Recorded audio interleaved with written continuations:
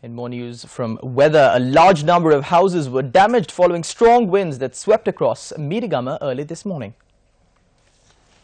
According to our correspondent, about 20 houses were damaged in Meedigamma, Vilwatha, Ambipussa and Thavalampitiya. A number of buildings belonging to the Meedigamma Pradeshya Sabha were also damaged. Our correspondent added that officers of the Disaster Management Centre have arrived in the area to assess the damage. The supply of electricity in the area has been disrupted.